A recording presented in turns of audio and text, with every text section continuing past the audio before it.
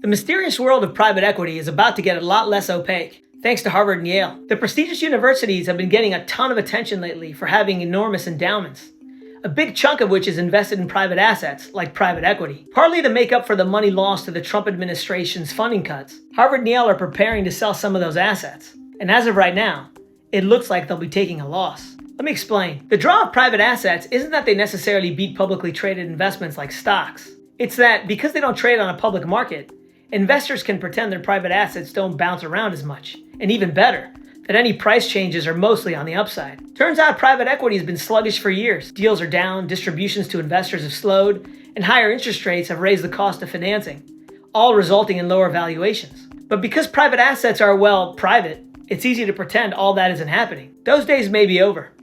If Harvard and Yale do sell their PE investments at a loss, their auditors will take a close look at their other investments to see if they should be marked down as well. In the end, these big endowments might not be as big as they appear. If all of this sounds like a crazy game, it kinda is. One way to fix this is to require private asset funds over a certain size to disclose the same financial information as public companies. That would allow investors and analysts to evaluate them regularly, which should better reflect their true price and volatility. In the meantime, if more investors like Harvard and Yale are forced to sell their private assets, everyone may soon be reminded there's no such thing as higher return with less risk.